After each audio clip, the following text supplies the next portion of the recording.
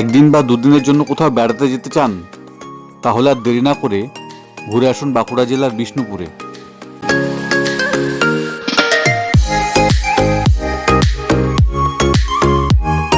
বিষ্ণুপুর নামটি শুনলে মনের মধ্যে মন্দির ও তার টেরাকোটার অপরূপ সৌন্দর্যের কথা ভেসে ওঠে।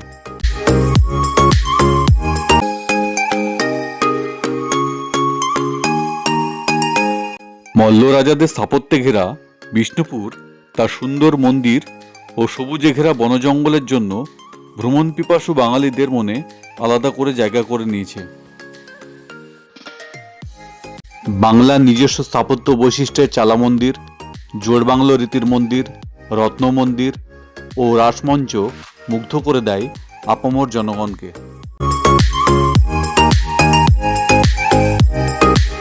বাংলা শিল্পীরা আগুনে পোড়ানো ইট দিয়ে তৈরি করেছিলেন টেরাকোটার আশ্চর্য সব মন্দির। সেই মন্দিরের দেওয়ালে টেরাকোটার নকশায় শিল্পীরা ফুটিয়ে তুলেছিলেন নানা পৌরাণিক কাহিনী। বাংলার তৎকালীন জীবনযাত্রার ছবিও ফুটে ওঠে মন্দিরের দেওয়ালে।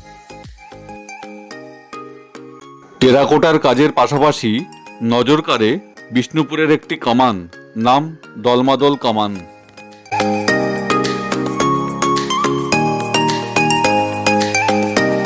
বিষ্ণুপুরের বালুচরী সমাদর সারা পৃথিবী জুড়ে। বিষ্ণুপুর ও বালুচরী শাড়ি যেন সমার্থক শব্দ।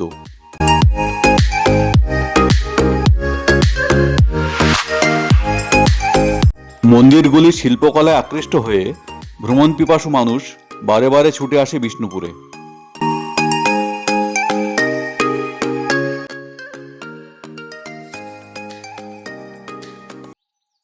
কলকাতা থেকে খুব সহজেই ডানকুনি, আরামবাগ, কোতলপুর হয়ে পৌঁছে যেতে পারেন বিষ্ণুপুর। এই পথের দূরত্ব 140 কিলোমিটার। এই যাত্রাপথের অন্যতম আকর্ষণ বাঁকুড়ার বিখ্যাত জয়পুর ফরেস্টের অসাধারণ সৌন্দর্য। এর আগের ভিডিওতে জয়পুর ফরেস্ট ও বনলতা রিসর্ট সম্পর্কে বর্ণনা দেওয়া আছে। যারা আমার আগের ভিডিওটি দেখেননি তাদের ডেসক্রিপশন বক্সে দেওয়া লিঙ্ক থেকে আগের ভিডিওটি দেখার অনুরোধ রইল।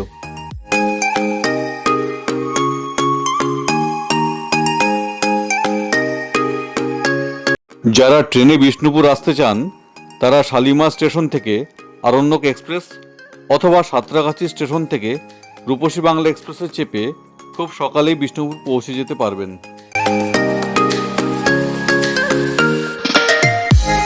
এছাড়া ধর্মতলা থেকে বিষ্ণুপুরগামী প্রচুর বাসও রয়েছে। বিষ্ণুপুরে থাকার জন্য সবথেকে উপযুক্ত জায়গা হলো পশ্চিমবঙ্গ সরকারের পর্যটন বিভাগের বিষ্ণুপুর ট্যুরিজম প্রপার্টি। শহরের সব গুরুত্বপূর্ণ জায়গাগুলি এই ট্যুরিস্ট লজের পাশেই অবস্থিত। এই ট্যুরিস্ট লজে বিভিন্ন দামের ও মানের ঘর রয়েছে। এছাড়া ট্যুরিস্ট লজের কাছাকাছি আরও কিছু হোটেলের নাম ও ফোন নাম্বার ডেসক্রিপশন বক্সে দেওয়া হলো। আপনারা চাইলে সেখানেও থাকতে পারবেন, তবে ট্যুরিস্ট লজের ঘরগুলি এবং পরিবেশ খুব সুন্দর। বিষ্ণুপুর পৌঁছে এখানকার প্রধান প্রধান দ্রষ্টব্য স্থানগুলি দেখবার জন্য একটি টোটো রিজার্ভ করে নেয় সবথেকে ভালো। টোটো ভাড়া পড়বে 400 থেকে 500 টাকার মধ্যে।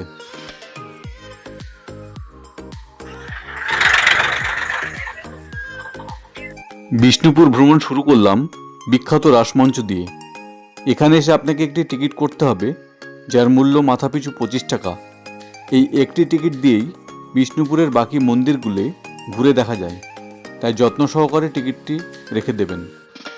29তম মল্লরাজ জগৎমল্ল 14 শতকে লালমাটির দেশ এই বিষ্ণুপুরে মল্লভূমের রাজধানী গড়ে তোলেন। পরবর্তী 200 বছর বিভিন্ন মল্ল রাজাদের আনুকূল্যে এই অঞ্চল স্থাপত্য, সঙ্গীত, চিত্রকলা, মন্দির ও ভাস্কর্য চর্চায় সারা ভারতে শ্রেষ্ঠ স্থান অধিকার করে। যেহেতু এই অঞ্চলে ভৌগোলিক কারণে কোনো পাথর বা শিলা পাওয়া যায় না, তাই বিশেষ পদ্ধতিতে মাটিকে পুড়িয়ে তৈরি হয় পোড়ামাটি। এছাড়া ল্যাটেরাইট, মাকড়া, ঝামাপাথর ও ইটের সাহায্যে গড়ে ওঠে বিশেষ এক শিল্পকলা, যার নাম টেরাকোটা। মল্ল রাজাদের হাতে একের পর এক গড়ে ওঠে টেরাকোটার মন্দির। পরবর্তী সময়ে বিষ্ণুপুর পরিচিতি হয় মন্দির নগরী নামে। বিষ্ণুপুরের টেরাকোটা মন্দির স্থাপত্যকে বিশ্বের দরবারে সর্বাপেক্ষা পরিচিতি দান করেছে এই রাসমঞ্চ। 1600 খ্রিস্টাব্দে মল্লরাজ বীরহাম্বির এই রাসমঞ্চ প্রতিষ্ঠা করেন। রাস উৎসবের সময় বিষ্ণুপুর শহরের যাবতীয় রাধাকৃষ্ণ বিগ্রহগুলিকে এখানে জনসাধারণের দর্শনের জন্য আনা হতো। 1600 সাল থেকে 1932 সাল পর্যন্ত এখানে একটানা রাস উৎসব আয়োজিত হতো। আর্কিওলজিক্যাল সার্ভে অফ ইন্ডিয়া মন্দিরটি রক্ষণাবেক্ষণের দায়িত্ব নেওয়ার পর তা বন্ধ হয়ে যায়। এটি বিষ্ণুপুরের টেরাকোটার তৈরি প্রথম রাসমঞ্চ।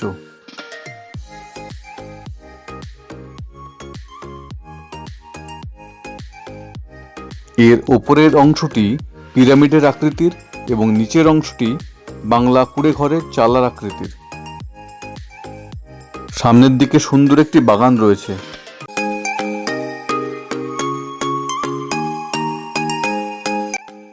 ষোলোশো 43 খ্রিস্টাব্দে মল্লরাজ রঘুনাথ সিং এই মন্দিরটি নির্মাণ করেন। বাংলার কুড়ে ঘরের চালার আদলে নির্মিত ও শিখর বিশিষ্ট ইটের তৈরি পঞ্চরত্ন মন্দিরগুলির মধ্যে এটি শ্রেষ্ঠ। মন্দিরের দেওয়ালের পোড়ামাটির নিখুঁত কাজ মন ছুঁয়ে যায়। বিষ্ণুপুরের বিখ্যাত বালুচরী শাড়ির ডিজাইন এই মন্দিরের অলঙ্করণ থেকে অনুপ্রাণিত।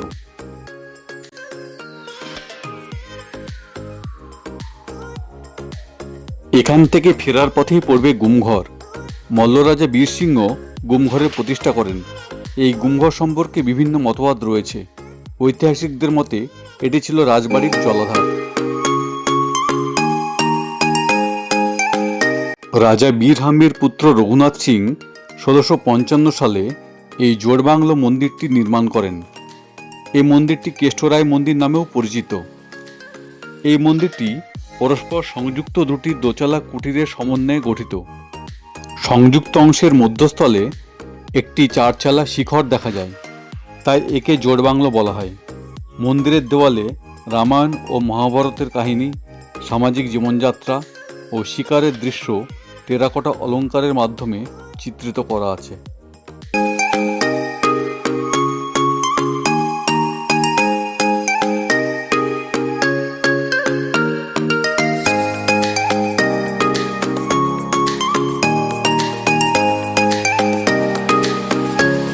আমি এখন আছি বিষ্ণুপুরের অন্যতম দ্রষ্টব্য লালজি টেম্পলের সামনে।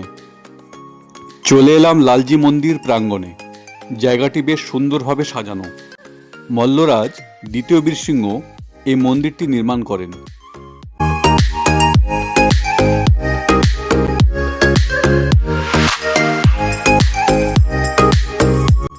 মন্দিরটি চৌকো বেদির ওপর নির্মিত। মন্দিরটির ঢালু ছাদের মধ্যভাগে একটি মাত্র শিখর। জায়গাটি আগে জঙ্গল পরিবেষ্টিত ছিল, তাই বাইরে থেকে মন্দিরটি যাতে দেখা যায় তাই এইভাবে নির্মাণ করা হয়েছে।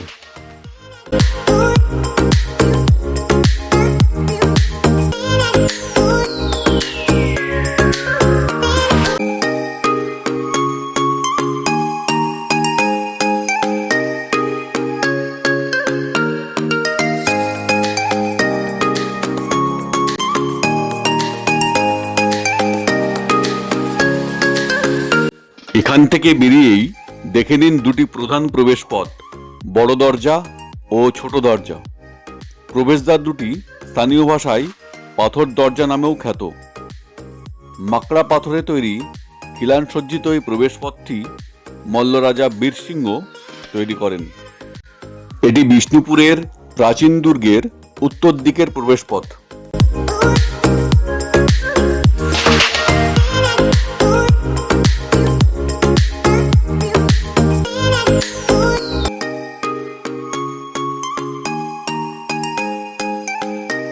বড় দরজার ঠিক কাছেই রয়েছে ছোট দরজা, যা ছোট পাথর নামেও পরিচিত। মল্লরাজ বীরহাম্বির শাসনকালে বিষ্ণুপুর উন্নতির চরম শিখরে পৌঁছেছিল, আর এই সময়ে কারিগরি দক্ষতার এক অসাধারণ নিদর্শন এই দলমাদল কামান।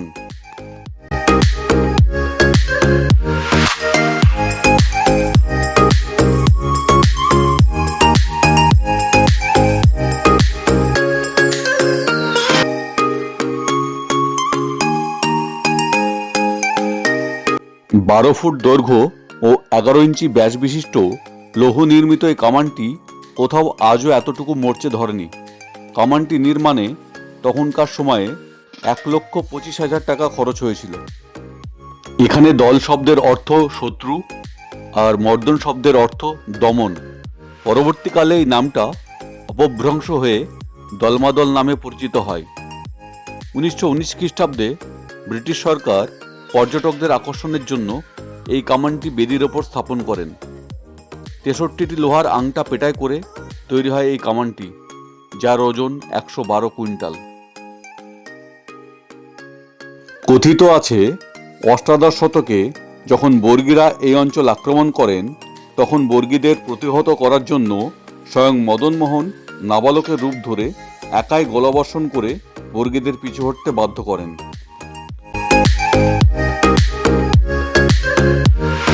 দলমাদল কামানের ঠিক পাশেই রয়েছে মা ছিন্নমস্তার মন্দির।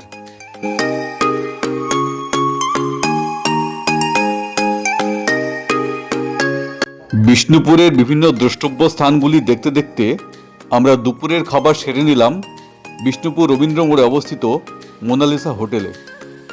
এখানে থালি হিসেবে খাবার পরিবেশন করা হয়। থালির দাম পড়বে 120 টাকা। এছাড়া মাছ মাংস আপনাকে আলাদা চার্জ দিয়ে নিতে হবে। এখানকার খাবারের মান বেশ ভালো, আর এখানকার স্পেশালিটি প্রস্ত বড়া।